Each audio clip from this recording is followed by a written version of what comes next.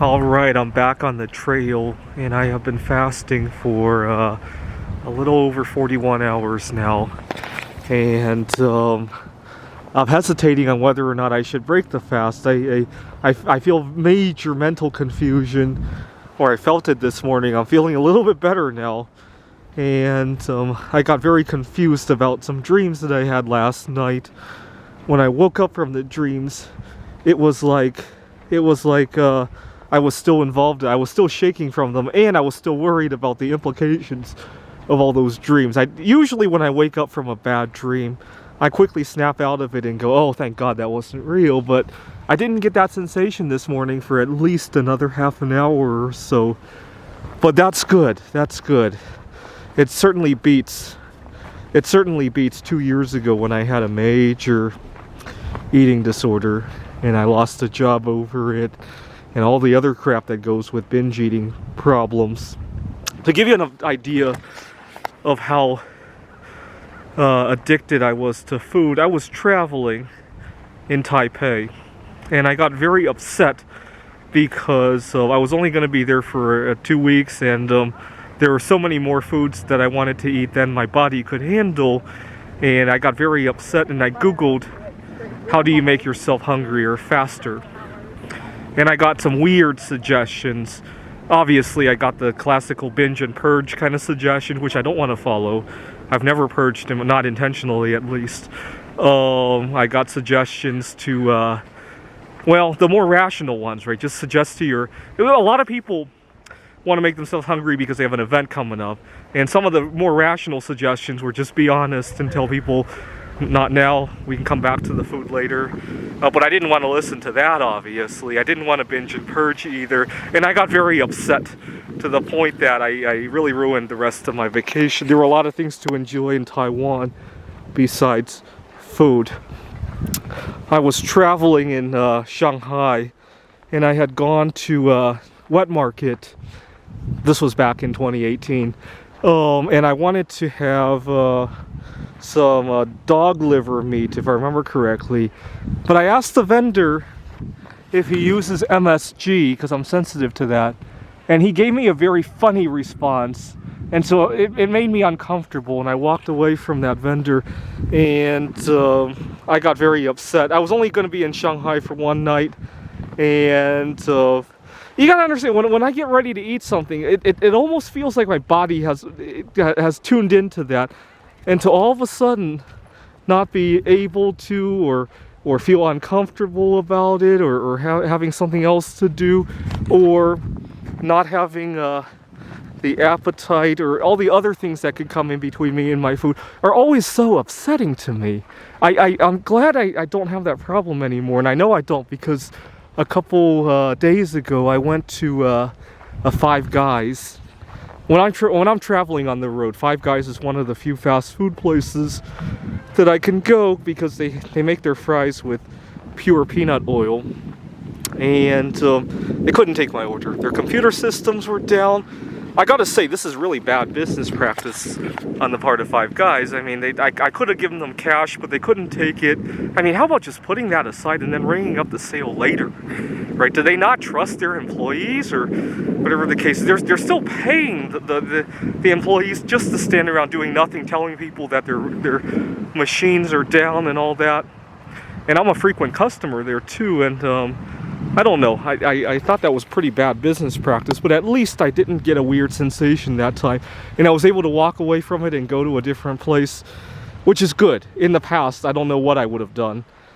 And then I wrote on their website about the experience I had. And I wrote in a very rational way. I wrote that, you know, this is one of the few fast food restaurants I can go to, and they clearly were still preparing the fries.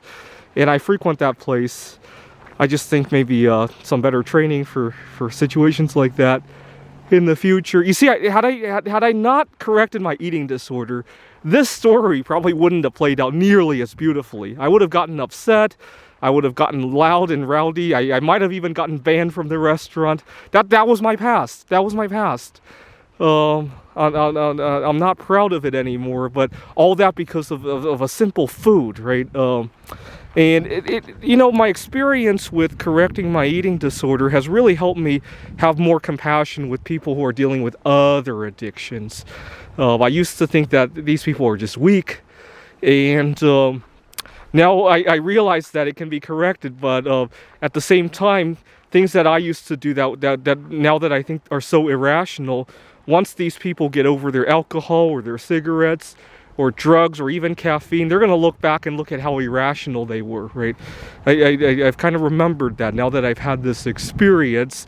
And sure enough, when I talk to ex-smokers, they tell me all the irrational things they used to do for a cigarette. Some people would steal cigarettes. Other people would go to the gutter and find a butt to smoke out of. People went without various things in order to afford their cigarettes. They were very, very irrational. Now looking back at it, I went to very irrational routes to get to my food, right? Jeopardizing my job, jeopardizing relationships, walking out of a social event, ruining my vacation because I was upset about not having an appetite. And you get the idea, right? I see a lot of parallels. The only parallel I don't see is that the friends that I talk to who quit alcohol or cigarettes, they have the option of quitting altogether. I wish I did with food. The next best thing I could do is to do these intermittent fasts where at least for 24 hours or 48 hours at a time I'm free from it, right? That's about the closest approximation I have to that. Someday, though, I hope the day will come when we don't have to actually put something in our mouth. It will be somehow injected into us, or something that doesn't allow you to adjust, right? Because that's what I really suck at. When I eat and I have to stop and I have to think about it and I have to control it, I'm still waiting for that day for a pill to replace the food. I really am, because I really love not having to think about eating. I don't know if that would qualify as an eating disorder. The hatred of having to dial your eating. That's the kind of eating disorder I have nowadays, if there is one. Anyways, it kind of saddens me every time I come somewhere that I haven't been for some time. So I spent a lot of time on this trail back in August, back when I was still dealing with some eating problems. I was still dealing with some social anxiety. I used to have a big fear of loud noises. And it just saddens me that over 3 decades of my life had passed by that I didn't correct some of these problems, and I missed out on so many things, right? If I had gotten over my fear of loud noises earlier in life, I might have networked with the right people, might have started a successful business by now. And it just really saddens me that I didn't start earlier. But you know what? Today is still better than 10 years later. And maybe I can do something to keep my body young so I could still have some opportunities to do that. Yeah, I understand that. But it still saddens me that I wasted all these decades of not correcting the binge eating problem and the fear of loud noises. Those were the 2 goals that I had in recent years. Every time I go somewhere that I haven't been in a number of years, especially if I had other problems that I didn't back then, or if I developed new problems since then, it always saddens me. It always saddens me.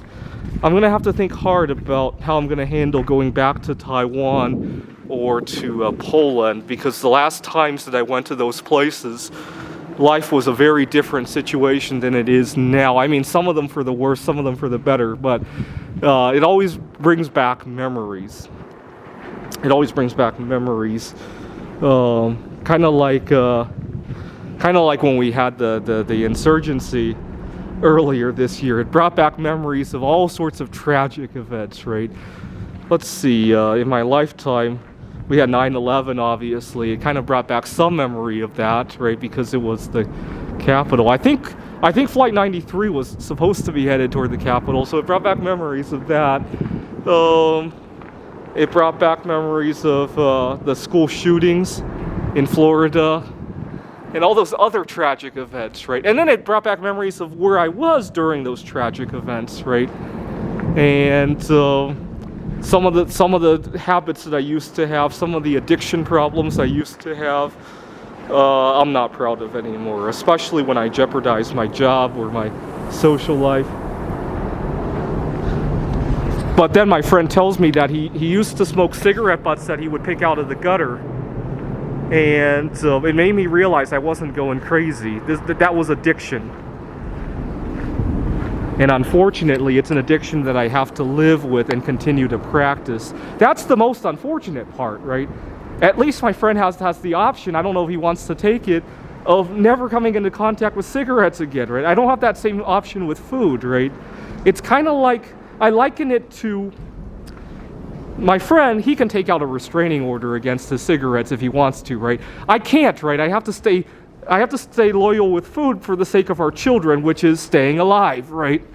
Unfortunately, that's the disparity. And I'm very upset that there's this disparity here. I am very upset, by the way. Anyway, 41 hours, but I'm probably not going to go much further than this. Thanks for watching.